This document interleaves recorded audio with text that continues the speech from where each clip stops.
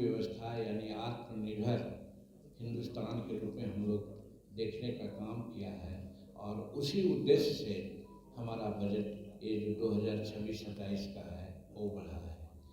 इसमें प्रधानमंत्री की बात मैं बोलता हूँ आपसे, बहुत क्रिटिक लोग हैं, वो कहते हैं कि क्या 2047 तक एनडीए की सरकार रहेगी, क्या नरेंद्र मोदी की सरकार रहेगी।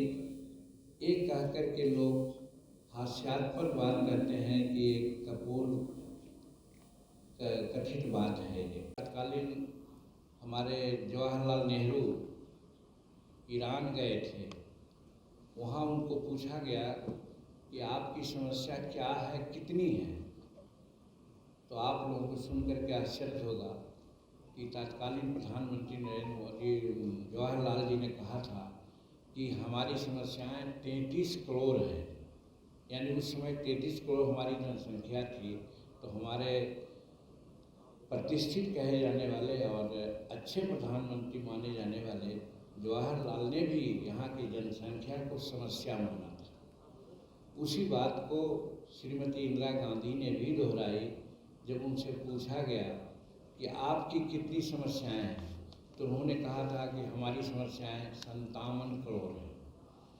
तो उनकी बात थी जो उन्होंने जनसंख्या को एक समस्या माना था। लेकिन प्रधानमंत्री नरेंद्र मोदी जी ने जनसंख्या को रिसोर्स माना है, साधन माना है। और वो कहते हैं कि हमारा जो ताकत है, हम जो आगे बढ़ रहे हैं, भारत की 140 करोड़ लोगों का सहयोग है और उनका समर्थन है, इसलिए हम बढ़ रहे हैं। इसलिए जनसंख्या हमारा कोई बोझ नहीं है।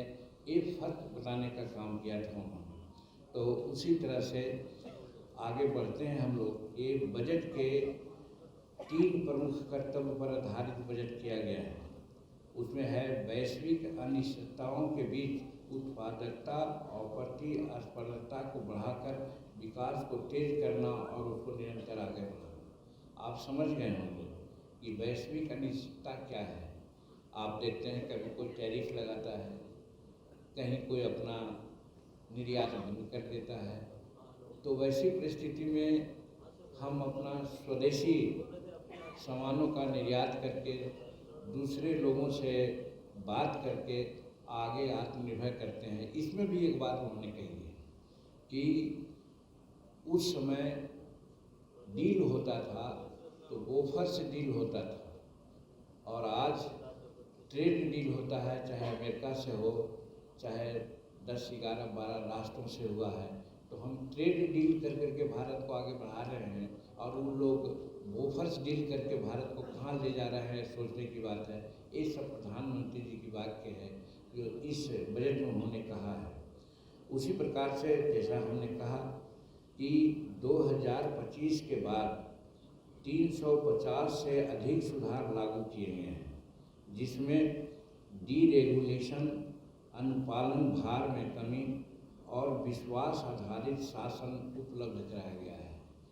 इस चीज़ को व्याख्या करने की ज़रूरत नहीं है कि डीरेगुलेशन का मतलब हुआ कि हमारे यहाँ ऐसे कानून बने हुए थे हजारों हजार, जिसका कोई उपयोग नहीं था, किताबें मोटी होती जा रही थी। उन सबको डीरेगुलेट कर करके सामान्य रूप में कम से कम कानून के रूप में बनाया गया। उसी को कहा गया डीरेगुलेशन है, और उसी तरह से आगे बढ़ता गया। फिर आगे उनका कहना था कि हम जनविश्वास आधारित 2 का भी प्रस्ताव रखा है। पहले जनविश्वास आधारित 1 का काम चल रहा था, उसको अब 2 में परिणत करके हम काम कर रहे हैं। और उसमें है कि खास करके जो अपराध होते हैं, अपराध का जो मुक्तिकरण होता है, जिससे जीवन की सुगमता बढ़ाई जाएगी, इसके लिए भी हम वो जो सुधार 2 के बारे में विश्वसनीय आधारित 2 को हम लोग अपनाया है। फिर आगे उन्होंने कहा है कि भारत के बैंकिंग व्यवस्था पर भी ध्यान दिया गया है कि बैंकिंग पर उच्च स्तरीय समिति भारत की अपनी विधि चरम आवश्यकताओं के अनुरूप सुझाव देगी।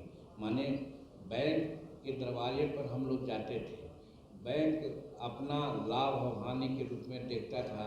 इससे हमारे जो लोग थे उनको दिक्कत होती थी, और इसके माध्यम से कहा गया है कि बैंक हमको आगे बढ़ने में सहायक होगी, हमको सुलभता से ऋण प्रदान करेगी। इसके लिए भी इस बजट में व्यवस्था की गई है। तो ये हमारे बजट की विशेषता है। उसी प्रकार से जब आगे हम बढ़ते हैं तो एक जन विश्वास अधिनियम 2 जिसकी चर्चा पहले कर रहे थे, उसका भी सृजन किया है, जिससे छोटे छोटे अपराधों को अपराध की श्रेणी से बाहर करके उसको हम मोटा मोटी जो बड़ा बड़ा अपराध है, चाहे फाइनेंस का हो चाहे क्राइम का हो, उसको हम आगे बढ़ करके उसको हम सेटल करेंगे। और ये ऐतिहासिक लाभप्रदता का और परिसंपत्तियों का बेहतर गुणवत्ता के लिए चिन्हित किया गया है। ये भी इसकी विशेषता है। फिर हम बताना चाहते हैं कि हमारा बजट में निरंतर आर्थिक विरोधी एवं राष्ट्रीय समेकन की बात की गई है, जिसके तहत भारत जो है फ्रेजाइल 5 में गिना जाता था। वही मोदी जी के सरकार में लगभग 7% की उच्च वृद्धि दर के साथ गरीबी में उल्लेखनीय कमी की है।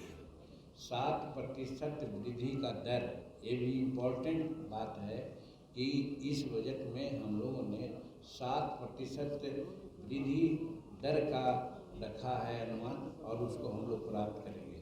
उसी प्रकार से जो 12 लाख तक की आय पर छूट दी गई थी, शून्य रकम की बात आती है, उसको बरकरार रखा गया है।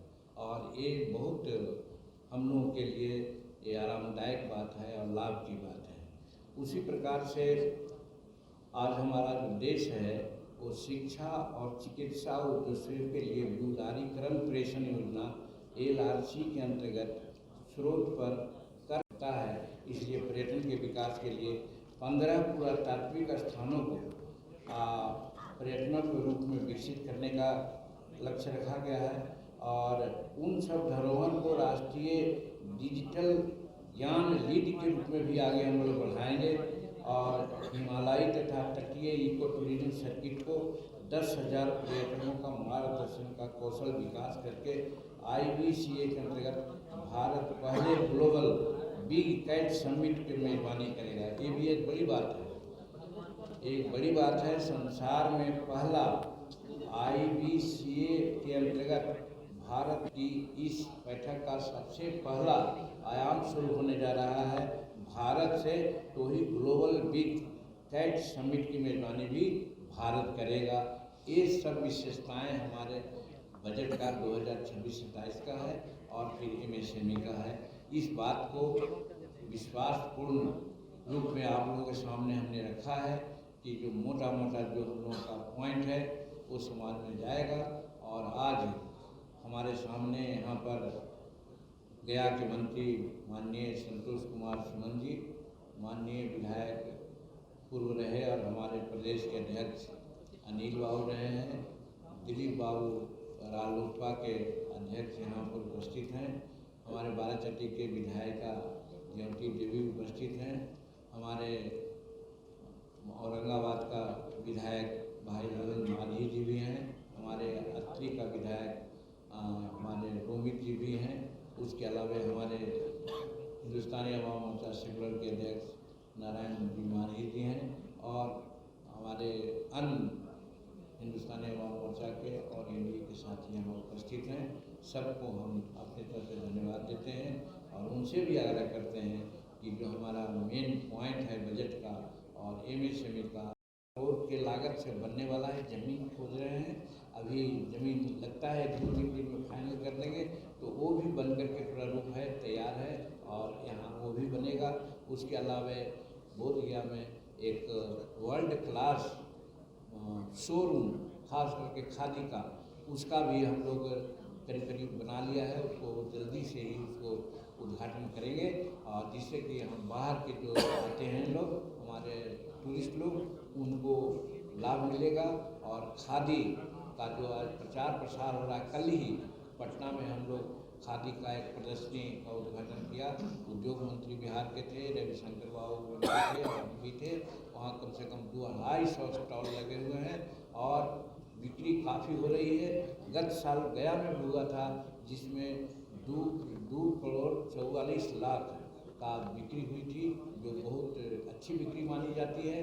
तो उस प्रकार से हम लोग आदेश देकर के MSME को बिहार में खास करके और पूर्वोत्तर में जो हमारे प्रधानमंत्री जी का सपना है उसको पूरा करने के लिए हम लोग आगे बढ़ रहे हैं। मूलतः यही बात थी। इसके बाद छोटे छोटे मुकदमा में, और मुकदमा का इतना यह है कि जजेज बढ़ते जा रहे हैं लेकिन मुकदमा का नंबर बढ़ते जा रहा है। इसके लिए उन्होंने इसमें हम काम किया गया है कि मुकदमों की संख्या कम करने के उपायों पर निर्धारण एवं दंड कार्रवाई का एकीकरण, अपीलीय के लिए पूर्व जमा राशि को 20% से घटाकर 10% कर दिया गया। यानी पहले अपील किसी भी चीज़ के लिए कोई भी करते थे तो पैसा जो लगता था वो 20% के आसपास लगता था जो दंड था उसका, और आज उसको 10% कर दिया गया है, जिससे कि अपराध की श्रेणी को और छोटे मोटे जो मुकदमा था उसको हम अपराध के श्रेणी से बाहर कर दिया है। इसलिए हमको जो मुकदमा है उसमें बहुत उदारीकरण की नीति अपनाई है। और एक सच और है कि जो अधिकतम कारावास की अवधि पहले होती थी, तो भारत की जनता है, कहीं ऐसा होता है कि अपनी बात को गवाह के रूप में हम नहीं करते हैं और सज़ा हो जाती है। इसी को देखते हुए एक कारावास की संख्या अवधि को भी 2 वर्ष कम करने का भी इसमें प्रस्ताव दिया। मतलब गरीबों को इसके लिए बहुत फायदा की बात है। और आगे अगर बढ़ते हैं तो जैसा हमने कहा कि गुणवत्तापूर्ण से भारत ही ऐसा देश है जहाँ युवाओं की संख्या ज़्यादा है, और ऐसे हम बिहार में हैं तो भारत में सबसे ज़्यादा युवाओं की संख्या बिहार में है। इसीलिए उनके लिए फुल टेक्नोलॉजी संस्थाओं का उन्नयन कर राष्ट्रीय आतिथ्य संस्थान का निर्माण करके 15,000 स्कूलों को और 5,000 कॉलेजों को क्रिएटिव लैब की स्थापना कर डिजाइन की